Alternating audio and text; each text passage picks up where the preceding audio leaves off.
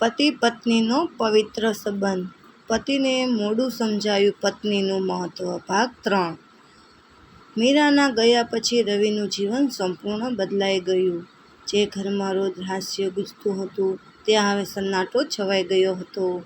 બાળકો પણ વારંવાર પૂછતા, પપ્પા મમ્મી ક્યારે આવશે? આ સવાલ સાંભળીને રવિ પાસે કોઈ જવાબ ન હતો. ઓફિસમાં પણ હવે તેનું મન લાગતું નહોતું. આખો દિવસ તેને મીરાની યાદ આવતી. તેની આંખો સામે વારંવાર એક જ દ્રશ્યો આવતા.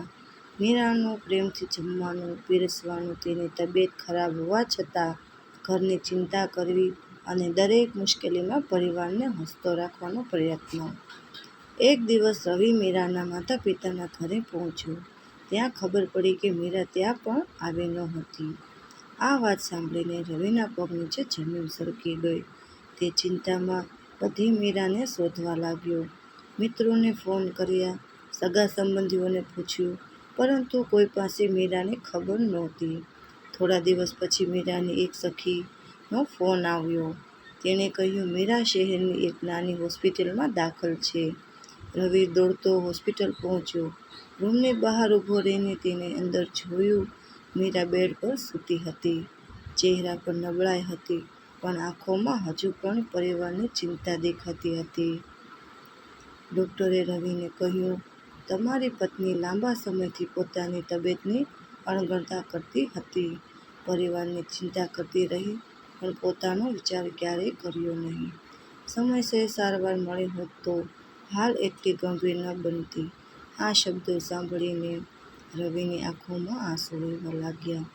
તે ધીમે ધીમે મીરા પાસે ગયો. મીરાએ આંખો ખોલી. રવિએ કપતા અવાજે કહ્યું, મીરા, મને માફ કરી દે.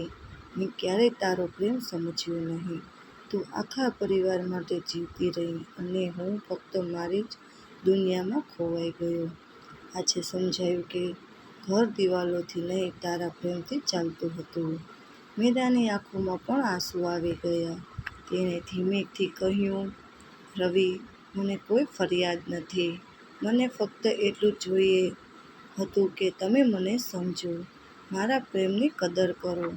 રવિએ મીરાનો હાથ પોતાના હાથમાં લીધો અને વચન આપ્યું, આજ પછી હું તને ક્યારેય એકલી નહીં છોડું. તારી દરેક ખુશી મારી જવાબદારી છે. પણ હજુ પણ એક મોટી કસોટી બાકી હતી. શું મીરા સંપૂર્ણ સ્વસ્થ થઈ શકશે? શું આ પરિવાર ફરી પહેલાંની જેમ ખુશ થઈ શકશે? આ પ્રશ્નનો જવાબ વાર્તાના અંતિમ ભાગમાં મળશે. મિત્રો, જરૂર વાર્તા પૂરી સાંભળજો. લાઈક, કોમેન્ટ કરજો.